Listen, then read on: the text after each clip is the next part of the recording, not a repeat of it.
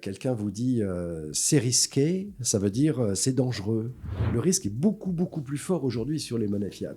Et c'est pour ça que vous avez de plus en plus de gens qui se disent, ils le sentent, ils l'observent, ils le voient, ils se tournent vers l'or et vous avez l'or qui monte, qui monte, qui monte. Didier Darcé, bonjour, merci d'être avec nous aujourd'hui sur Grand Angle Éco. Eh ben bonjour Richard. Aujourd'hui, on va parler de quelque chose qui est très intéressant et d'ailleurs, ça rejoint une vidéo qu'on aura sûrement publiée sur Grand Angle Crypto sur Trackcoin. C'est la notion de risque et de danger. Donc, si vous voulez un cas très appliqué sur risque et danger, vous pouvez aller voir la vidéo sur Grand Angle Crypto sur Trackcoin qui explique pourquoi c'est un outil génial. Et plus conceptuellement, maintenant, on va expliquer surtout quelle est la différence. Et moi, il y a une image que j'aime bien, c'est que souvent, on calcule l'espérance de gain. Donc, en gros, c'est mon gain multiplié par la probabilité que je le touche. Et ça, c'est mon espérance de gain. Donc, c'est pour ça qu'au loto, elle est négative et c'est pour ça que je joue pas au loto. Même si le gain est très gros, mon espérance de gain est négative, donc non. Par contre, il y a aussi l'espérance de se planter. Le désespoir de perte, je sais pas comment on peut appeler ça. Ouais. Et c'est là où, voilà, on va parler de ça. La tôle que je risque de prendre et la probabilité qui va avec. Genre, je traverse la route, quelle est la chance que j'ai de me faire écraser? Est-ce que je prends ou pas le risque? Alors, c'est une distinction qui est, à mon avis, très, très importante à faire et qui n'est pas, malheureusement, faite très souvent. C'est-à-dire qu'on voit surtout dans les médias de masse, on voit que quelqu'un vous dit c'est risqué, ça veut dire c'est dangereux. Ou c'est dangereux, ça veut dire c'est risqué. Et traverser la route, c'est dangereux. Alors, c'est dangereux. Et on voit que souvent, d'ailleurs, dans les communications, il y a beaucoup de communication sur le danger et il n'y a pas beaucoup d'analyse sur le risque. Mais ce n'est pas la même chose, le danger et le risque. C'est exactement ce que tu viens de dire. Formellement, le risque, c'est le danger multiplié par la probabilité du danger. C'est ça ce que ça veut dire formellement. Donc, et du coup, traverser la route, c'est pas très risqué. Alors, t'as dit, n'est pas très risqué. C'est comme prendre une météorite sur la tête, c'est très très dangereux ça. Ça c'est très très dangereux ça. Ça se passe mal. À mon avis, ça se passe mal bien. Donc, prendre une météorite sur la tête, c'est très très très dangereux. La probabilité est infinitésimale. Donc, le risque, qui est quelque chose de très très dangereux, fois une probabilité infinitésimale, le risque est tout à fait raisonnable. Acceptable. Tout à fait acceptable. Donc, d'ailleurs, on se bat dans la rue et on n'est pas avec des boucliers sur la tête. Donc, on voit bien une énorme différence entre le danger et le risque. Or, quand on commence à faire la confusion entre le risque et le danger, ça mène, malheureusement, ça pousse à prendre de très, très mauvaises décisions. La décision, elle doit être prise sur le risque, elle ne doit pas être prise sur le danger. Ensuite, on verra ce que veut dire le danger. Mais c'est différentes personnes. Mais on va prendre juste quelques exemples. Premier exemple, j'ai regardé si on avait fait une vidéo sur l'investissement en France depuis 200 ans. Voilà. Et donc, je prends l'exemple de quelqu'un qui est très adverse au risque, il n'aime pas le risque, il a peur du risque. Il se dit, j'ai un peu d'argent, mon grand risque, c'est de perdre du pouvoir d'achat. Je ne veux pas perdre du pouvoir d'achat. J'ai économisé tant, je ne veux pas. Mon danger, c'est de perdre du pouvoir d'achat. C'est mon danger, je ne veux pas. Qu'est-ce qu'il va faire? Il va acheter des bons du Trésor français. Parce que là, il se dit, au moins, ça ne bougera pas. C'est bon, j'ai mis en adéquation. Ah oui, ça ne bougera pas. Charles a montré que ça fait 100 depuis 20 ans. Donc, ça n'a pas bougé depuis 20 ans. Voilà, ça ne bouge pas, donc j'achète. Et puis, j'aurai les taux d'intérêt. J'aurai des taux d'intérêt de la Banque centrale ou à peu près. Donc, moi, comme je ne veux pas perdre de pouvoir d'achat, je suis bon. Sauf que les taux d'intérêt, ce n'est pas forcément l'inflation. Il y a des moments où les taux d'intérêt sont plus élevés que l'inflation et des moments où ils sont moins élevés que l'inflation. Donc, si les taux d'intérêt sont plus élevés, elle va même gagner du pouvoir d'achat. Mais si les taux d'intérêt sont moins élevés, elle va perdre du pouvoir d'achat. Donc, la question, c'est, quand il décide, cette personne qui a vraiment très très peur de perdre du pouvoir d'achat, de se mettre en bon du trésor, quel est son risque? C'est pas le danger, c'est de perdre, mais le risque, c'est quoi? Ça dépend de la politique monétaire. Donc, quand on est en situation de politique monétaire de type keynésienne, c'est ça qu'on est aujourd'hui, c'est-à-dire que les devises sont débasées, c'est-à-dire que les taux d'intérêt sont trop faibles. Eh bien, à ce moment-là, ce qui se passe, c'est que par rapport à une situation où on est dans une politique monétaire qui est plus traditionnelle, qui est plus vixélienne, où les taux d'intérêt rémunèrent bien l'épargne, etc., eh bien, sur 200 ans, le risque pour cet homme-là passe du simple au double quand on est en situation de débasement. Du simple au double, c'est-à-dire de 27% à 56%. Bon, ça, on voit bien que l'appréciation du risque n'est pas la même. Qu'est-ce qui se passe aujourd'hui? Nous, on suit 29 devises dans le monde. On a 27 devises sur 29 qui sont dans cette situation de débasement. Aujourd'hui encore. Aujourd'hui encore. Ouais. Aujourd'hui encore. Même si les taux d'intérêt sont positifs. Eh ben, les taux d'intérêt ont commencé à remonter un peu partout, mais ça n'est pas suffisant. C'est toujours pas suffisant. Et donc, ça veut dire qu'on est dans une situation dans laquelle placer son argent dans des bons du Trésor est beaucoup plus en risque que si on avait un autre type de politique monétaire. Donc, c'est pour ça que l'or monte. L'or monte parce que les gens se rendent compte de ça. Le danger est le même, perte du pouvoir d'achat. Le risque n'est pas du tout le même. Le risque est beaucoup, beaucoup plus fort aujourd'hui sur les monnaies fiat. Et c'est pour ça que vous avez de plus en plus de gens qui se disent, ils le sentent, ils l'observent, ils le voient, ils se tournent vers l'or et vous avez l'or qui monte, qui monte, qui monte, qui monte. Donc, nous avons la preuve, si tu veux, que le fait que l'or monte est une traduction indirecte de cette notion de danger. Et cette notion de danger, elle est liée à la politique monétaire. Donc ça, c'est un premier exemple. Donc, tu vois, donc ça veut dire que quand on fait de la finance, il faut bien comprendre la différence entre le danger et le risque. C'est-à-dire qu'une fois qu'on a identifié le danger, il faut être capable de mesurer ce risque. C'est ça que ça veut dire, en fait. Et par contre, même aujourd'hui, où on voit que l'inflation aux États-Unis elle est plus basse que les taux d'intérêt directeurs, et ben en fait, on est quand même en débasement. Pas pour eux, ça dépend. Mais ça fait partie des deux qui ne le sont plus. Voilà, qui ne le sont plus. Alors, et en plus, tu as différentes façons de le mesurer. Tu vois, tu peux le mesurer directement en disant instantanément le taux est plus élevé, ou tu peux le mesurer d'autres manières. Nous, on le regarde en glissant, on le regarde d'une autre manière. Mais voilà, on a une appréciation qui est mesurée par des paniers de monnaie pour voir ce qu'elles ont gagné sur une année, etc., etc. Mais ensuite, on peut contester les façons de mesurer. Mais selon nos façons de mesurer, nous, on est en situation de débasement colossal dans toutes les devises monétaires, toutes les devises. Et c'est ce qui explique pourquoi l'or monte. Et c'est ce qui explique pourquoi l'or monte. Alors, ça, c'est un premier exemple. Donc, déjà, appliqué à la finance, pas confondre le danger et le risque. Alors, j'ai pris un autre exemple qui est le cas, imaginons qu'on ait une épidémie. On a une épidémie. Et on a une personne... Alors, ça, c'est un exemple, c'est un papier que j'avais écrit pendant la pandémie du Covid, bien sûr, au moment où il y avait des tests partout. J'avais écrit des papiers en disant « Attention, attention, attention ». C'était encore accroché cette idée. Donc, on va prendre l'épidémie du Divock. Alors, voilà. Le Divock. Et ensuite, j'ai lu un bouquin sur le risque il y a, je sais pas, 8 jours ou 10 jours, que m'avait offert mon frère. Et il y a une introduction d'Étienne Klein. Et il reprend exactement cet argument-là. Donc, je vais vous le ressortir parce que ça m'a fait tellement rire, parce que c'est exactement cette notion de danger et de risque. Alors, imaginons qu'on ait une épidémie qui touche une personne sur 1000. Personne sur 1000, c'est déjà pas mal quand même. Hein, donc... sur 60 millions d'habitants, ça fait du grabuge. Ça fait du grabuge. Donc, vous avez une personne sur 1000 qui est touchée, qui est malade. Et vous avez notre monsieur, là, qui a très peur de toutes les formes de risque, qui dit, moi, j'identifie mon danger comme étant être infecté. Donc, si je chope le Divock, c'est une catastrophe. C'est une catastrophe. Voilà. On remarque là, on verra après ça la conclusion, c'est que ça peut être son appréciation du danger. Vous pouvez avoir une autre appréciation du danger. Mais son appréciation du danger, c'est si je suis infecté, c'est une catastrophe, quelles que soient les raisons. Catastrophe. Voilà, donc il y a une personne sur 1000 qui est touchée. Et s'il est infecté, c'est une catastrophe. Eh bien, c'est formidable parce qu'il y a un laboratoire qui vous propose un test qui est efficace à 95%. Pour tester si vous êtes positif ou pas. Donc quand je fais le test et qu'il me dit que c'est positif, c'est 95% des cas vrais. Alors, c'est justement... Ça veut dire quoi, 95% de fiabilité ? C'est toute la question. C'est exactement ce qui s'est produit pendant notre épisode. C'est-à-dire qu'un test valable à 95%, ça veut dire qu'il va en fait détecter... Si vous êtes malade, il va vraiment voir que vous êtes malade. Dans 95% des cas ? Non, dans quasiment 100%. Ah. Si vous avez la maladie, il va la détecter. D'accord. Par contre, si vous n'avez pas la maladie... Un petit pourcentage du temps, il va dire faux positif. Vous avez peut-être la maladie, 5% du temps.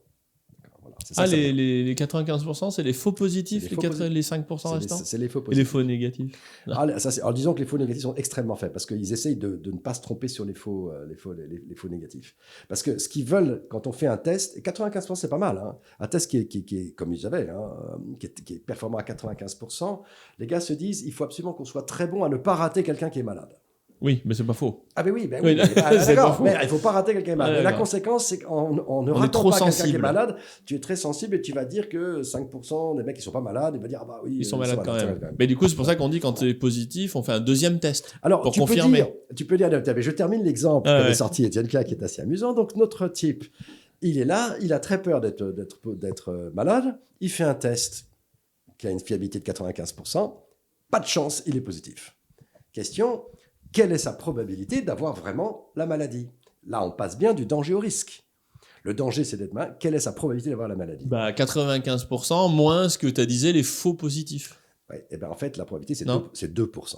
Ah oui, ça, je comprends pas. C'est 2%. Voilà. Alors, c'est là où l'exemple est marrant, parce que ça montre comment tu passes du danger au risque, en fait. Pourquoi? Parce que, imaginons qu'il y ait 1000 types qui soient testés.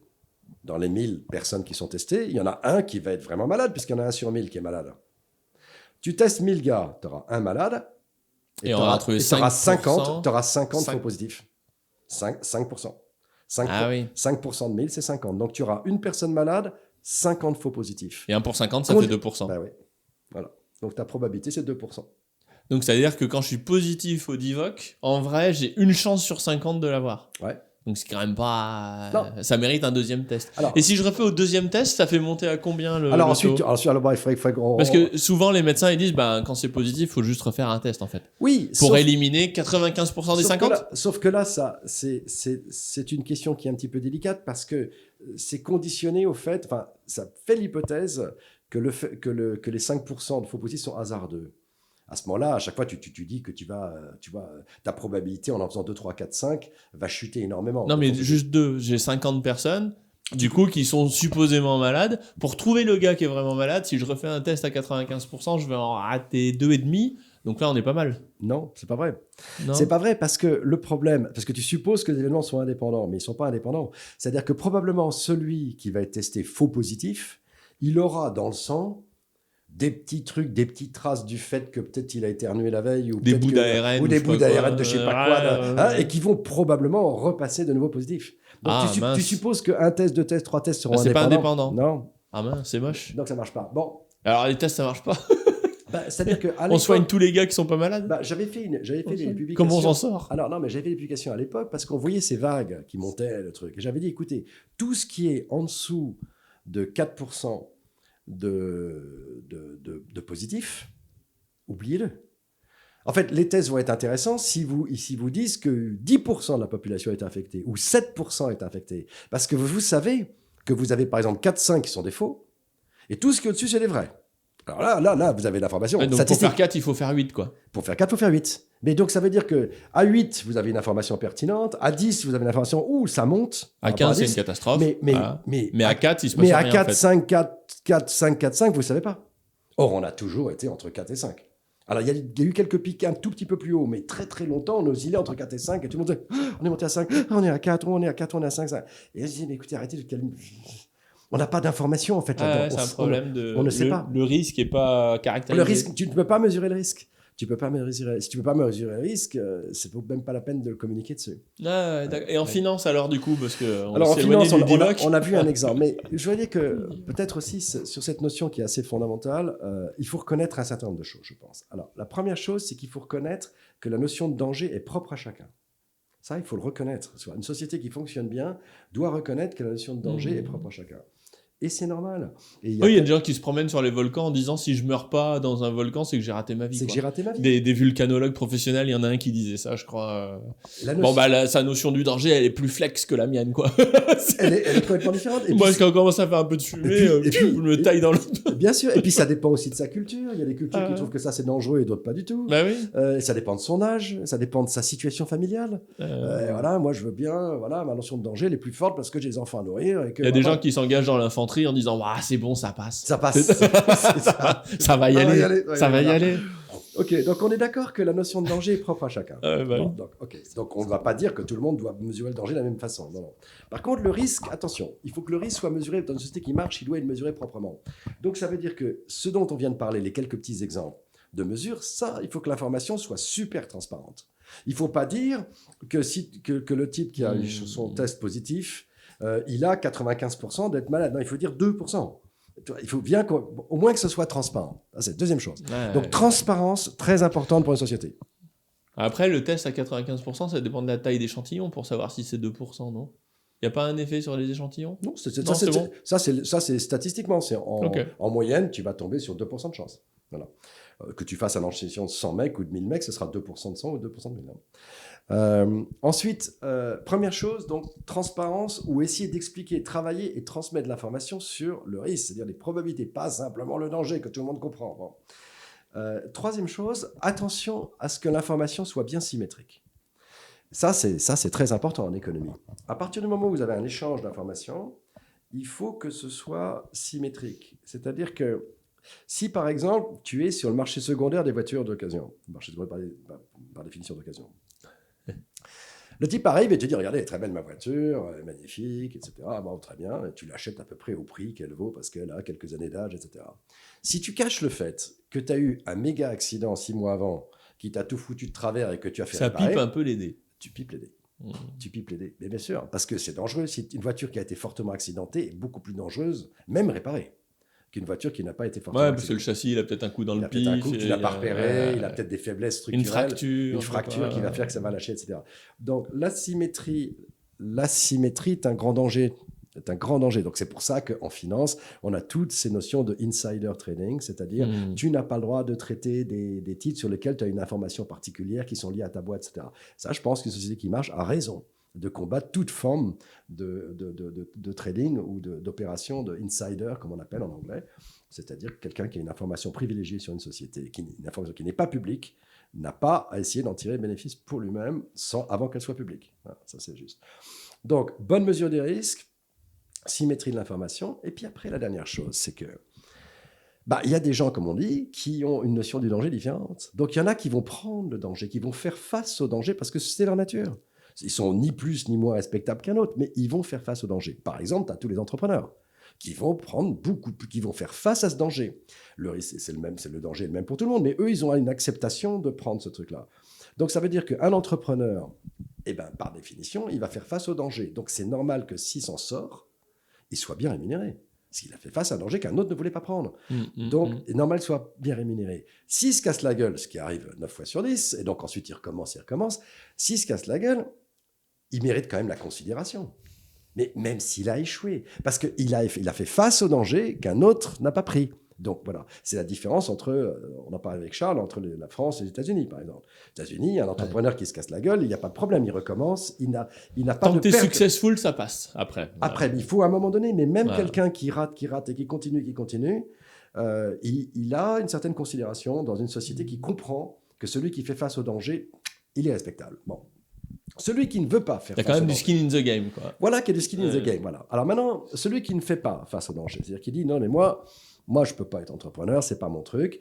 Par contre, j'épargne, je fais mon travail, je bosse, je fais mon travail, et le fruit de mon épargne, je vais le prêter à celui qui prend le risque. Le confier. Confier par l'épargne. Tout à fait respectable, cette personne.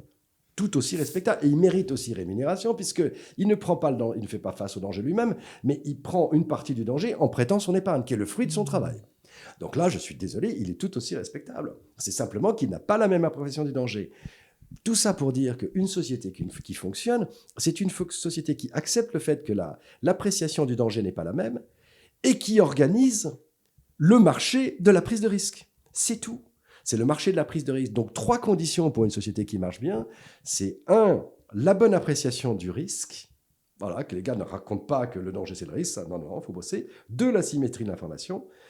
Et 3, le marché ouvert des risques, des risk-takers, de ceux qui veulent prendre des risques. Et allez-y, et on s'échange les risques. Et là, ça fonctionne très bien. C'est le capitalisme tel qu'il fonctionne bien. Là où il ne fonctionne pas bien et où ça devient dangereux, c'est quand il commence à confondre danger et risque. Parce qu'une société qui confond danger et risque, alors qu'est-ce qui va se faire? Qu'est-ce qui va se passer? Elle va être morte de trouille tout le temps. Elle va tout le temps se dire que c'est très dangereux de sortir dehors parce qu'on peut prendre une météorite sur la tête. Ah bah si on ne prend pas la probabilité de la prendre sur la tête, c'est assez angoissant. Hein. C'est assez... mais c'est ce qui se passe. Et c'est ce qui se passe progressivement. Mais d'ailleurs, la météorite, ça paraît con parce que ça angoisse personne. Oui. Mais en vrai, quand on regarde les disparitions d'enfants, oui. Y a le petit Julien ou je sais pas quoi là, qui a disparu cet été. Là. Oui. Ma femme qui est psychologue, elle l'observe et elle dit c'est marrant parce que tout le monde est flippé pour son gosse. Oui. Alors qu'il y en a un tous les, je sais pas combien, qui disparaît. Oui. Et quand on rapporte le danger au risque, il s'est rien passé de plus par rapport à il y a un an ou par rapport à machin. Même si une randonneuse a retrouvé machin. C'est très, très malheureuse. Bah, c'est vraiment affreux, mais sensiblement, si on prend ça en termes de risque, j'ai aucune raison de changer mon comportement par rapport à cet événement. Exactement. Alors que c'est vraiment un truc qui traverse la société, c'est exactement du même ordre que la météorite. Tu as tout à fait raison. Et c'est parce que c'est alimenté. Et là, on comprend que ça touche tout le monde quand même. Ça touche tout le monde parce que quand on le voit, on fait tout de suite le rapprochement avec nos avec soi-même. Et on se dit... cours pour aller à l'école quand même aujourd'hui. Tu vas courir un peu plus vite. Alimenté par la communication média qui t'annonce le danger en permanence, confusion du danger au risque, une émotion qui sort, ça pourrait s'arriver sur mon propre enfant. Conclusion, la société qui continue dans cette voie-là, elle va refuser le danger de plus en plus. Et c'est comme ça qu'on en arrive à interdire les sorties scolaires parce qu'il y a eu des accidents dramatiques. Des accidents dramatiques avec, je sais pas, une prof alcoolo ou j'en sais rien, enfin des trucs absolument improbables. Et du coup, toutes les écoles, à un moment, je me souviens quand j'étais gamin, il n'y a plus de sortie scolaire parce que c'était passé je sais plus quoi. Trop dangereux. Dangereux, oui, mais le risque, est-ce qu'il a changé? C'est ça. C'est la confusion. Et l'inflation législative aussi. Oui. À chaque fois qu'il y a un pépin à la FTX ou j'en sais rien, des trucs graves mais dangereux, on se retrouve avec des lois pour que ça n'arrive plus jamais. C'est ça. Mais quand ça n'arrive plus jamais, quand on commence à avoir cette confusion qui arrive entre danger et risque, la société, comme tu dis, elle prend de moins en moins du risque pour la peine. Du risque pour la peine. Et donc, ce qui va se passer, c'est qu'elle va être collectivement incapable de prendre les bons risques. Et le danger global augmente. Et le danger global va augmenter puisqu'elle va finalement se recroqueviller. Donc, elle va être incapable de prendre les bons risques. Donc, elle va finalement se figer, voire noyer les risques. Et c'est le risque global qui augmente. Et le risque global va augmenter. Elle va se figer. D'abord, le risque global va augmenter. Et ensuite, en se figeant, elle ne laissera pas la possibilité aux générations nouvelles de s'inscrire dans ce marché de la prise de risque pour leur propre accomplissement. Parce qu'il y en a qui voudront prendre certains risques, et même beaucoup plus. Et bien, si ces sociétés empêchent cela, ils n'arriveront même plus à s'exprimer. Donc en fait, ce qu'il faut dire, c'est qu'il faut s'exposer aux dangers et éviter les risques. Et c'est pour ça que je parlais de TrackCoin au début. C'est exactement ça que fait l'application. C'est exactement ça. Sur le marché des cryptos, qui est un marché absolument dangereux. Méga dangereux. Parce qu'il y a même des coins qui pètent, qui machin. C'est la foire d'empoigne. C'est Bagdad, la crypto. Et pas aux meilleures heures, Bagdad, on a compris. Et l'idée, c'est de dire, quand le risque augmente, le danger est très fort. Donc quand le risque augmente, on se casse. C'est ça. Et quand le risque diminue, le danger est toujours très fort, mais comme le risque est faible, on peut aller danser sur le volcan. Voilà. C'est parfaitement ça. On joue pas avec le diable. Donc danser sur les volcans, c'est cool quand le risque est faible. Excuse-moi, c'est notre conclusion. Absolument. Merci Didier. Merci à toi.